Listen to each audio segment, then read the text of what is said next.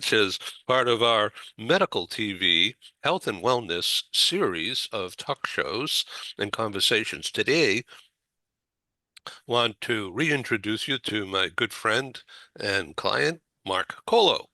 And he, for many years, was an executive, a top executive within the transportation industry, and his focus was relocating genius doctors and medical researchers and all their equipment and brain samples and everything absolutely 100% safe.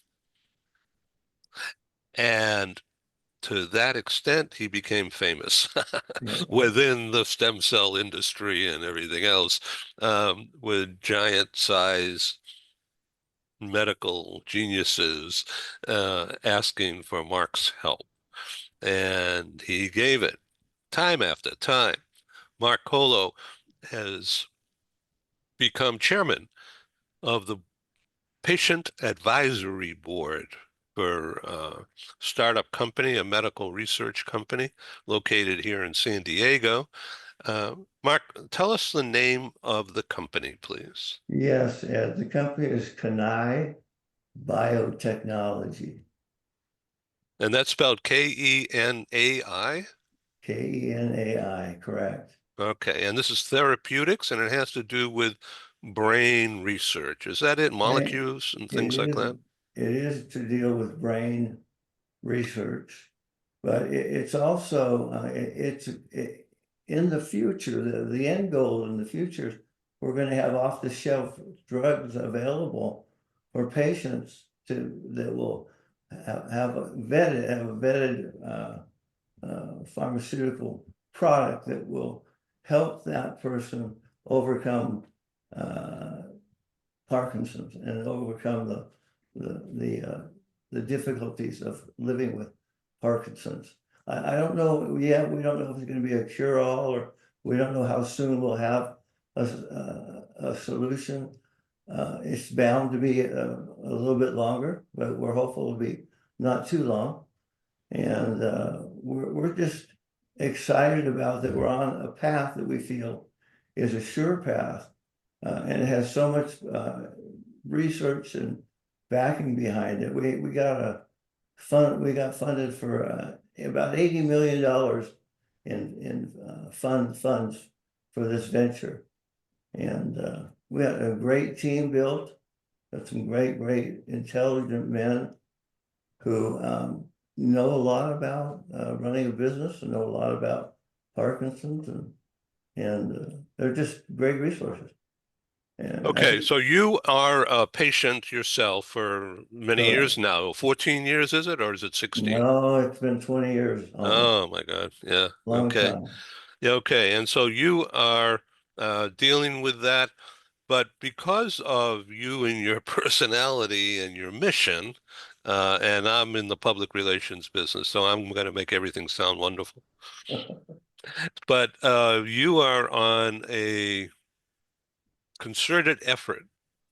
You've devoted your life now to helping people who are patients and the family members of patients. And that's what you see behind me here, part of this individual and family members.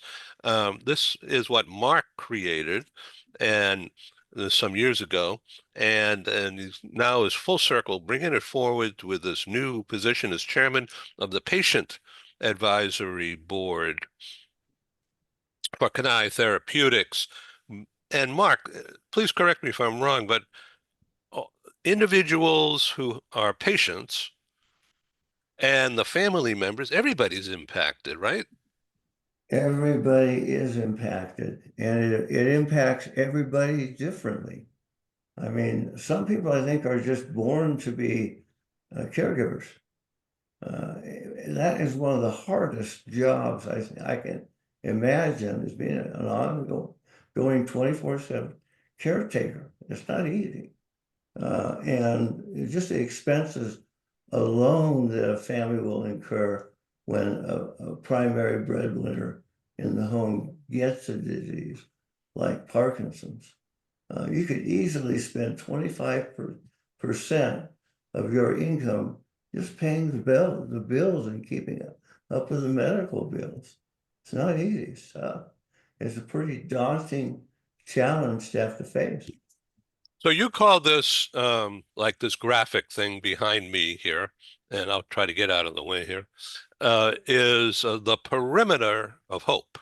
Yes. In other words, surround, the environment, the surroundings, the direct connections that family members and friends have because of the loved one who has got the Parkinson's. Let's say Parkinson's or ALS or whatever. Mark, why don't you talk to us about the perimeter of hope? I would love to. What we did is we gave it quite a bit of thought, had quite a few planning meetings to come up with what do we want to propose as our service model? What do we want people to think of when they think of our organization? And so we all put our heads together and we identified 6 primary uh, areas that make up our service model. You can see the first one. I've got to get me a larger image that I can see here, so I don't go Uh, out, or I tend to do that sometimes. But first of all, we wanted to help grow the educational forum out there that provide information about these diseases, and not just Parkinson's, but other diseases as well. I mean, there's some other diseases that come along called ALS, and that's really an unmerciful type of a disease to get. It's just tough to manage. But so we want to be considered good experts, knowledgeable experts to cover many more diseases, but primarily we're focusing on Parkinson's. So right. And Dr. Howard Fetterman is the founder, CEO, and of course a good friend of yours. And so talk to us and talk to the audience about Dr. Fetterman. okay. Well, first of all, I want to mention I've been in the transportation and real logistics industry, which includes an element of storing of products. But I was affiliated for most of my career with United Van Lines. I was a 5-time member of the United Van Lines sales team and sales club.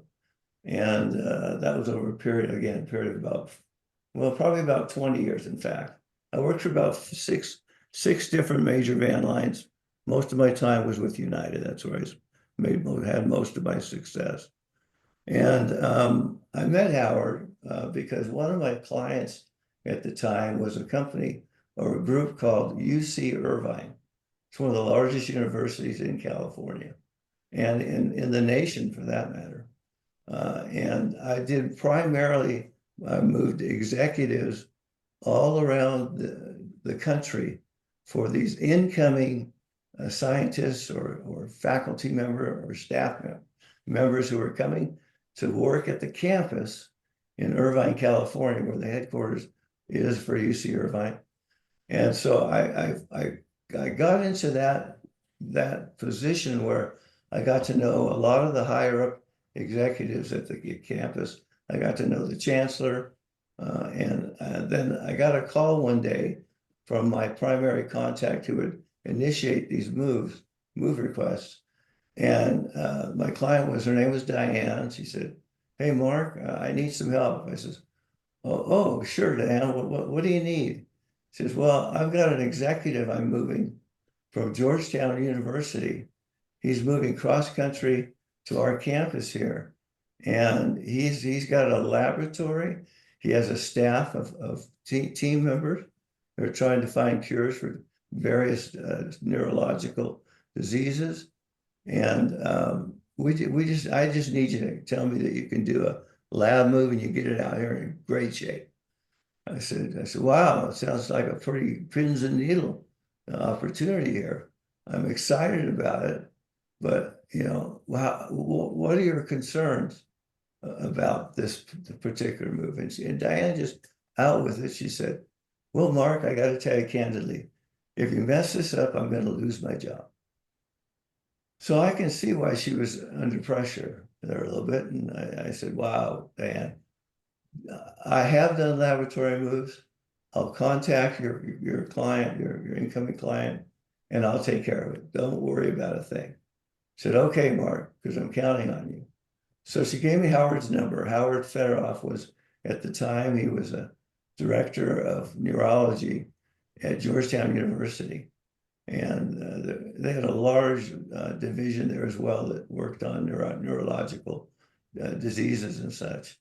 And so I called him direct and I said, Howard, uh, I understand that Diane at UC Irvine wants to move you from Georgetown University to Irvine, California. Is that correct? He said, oh, yes. And he says, I'm glad you called. I've been waiting for this call. I said, what's your biggest concern about this relocation, Howard? Howard, he said, he didn't hesitate much. He just said, well, I'm moving my life's work. I've got um, a few concerns here. The temperature in these freezers cannot be cannot rise or decrease by more than 3 degrees, or it'll damage my samples and they'll be no use to me. So I said, first of all, I can't lose anything. I can't damage anything. I can't have a problem where I can't replace heaven forbid, an important specimen. I said, Howard, I want you to know we have the equipment, we have the manpower. I can get this done for you as well as anyone can. He says, okay, well, I need your guarantee, he said. Well, it's hard to just say, yeah, I'll guarantee that when you know there's so many human factors involved in that. So anyway, I stretched this probably a little bit longer than I should, but when I talk about this story and this first experience, it amazed me. You know, one of my credos or one of my adaptive principles with my life and with Parkinson's is that there are no coincidences, just miracles. And I have seen miracles happen from the course of moving people from coast to coast, literally from coast to coast. That's some amazing things happen. So that's a little bit about how I got in touch with Howard. Now, Howard contacted me about, I want to say it's about 6 or 7 months ago. And he said, Mark, what are you up to these days? And I says, well, I'm still keeping the cause going, still trying to spread the word about Parkinson's and what our organization is trying to do and accomplish. And he said, oh, that's great, that's exciting. He said, do you think you could do something for me that won't take too much time during the week? Well, you know, I'd never really been a chairman of the board for a large organization like this. And so I really wasn't sure what I was getting into in some ways. And he said, well, he said, gee, I'd sure love to have you come on board and help us with a responsibility I have to fill. And so he said, would you be the chairman of the board for our patient advisory board? And they also call them patient advisory committees as well. But ours is referred to as a board. So I said, you know, let me give it a little bit of thought, Howard, but I'm inclined to say yes, but can I get back to you tomorrow or the next day?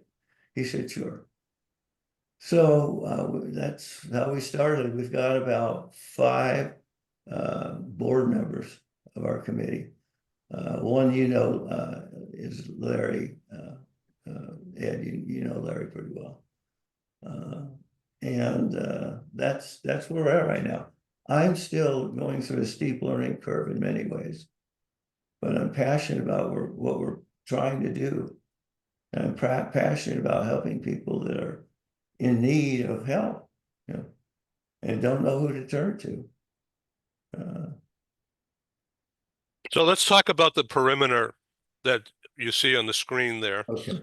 This is organizing all the different things that happen and that you have figured out uh, how to communicate the meaningfulness that the family of a patient, they're not alone. You're there to help. And there are other people who are interested in supporting people who are afflicted and the families.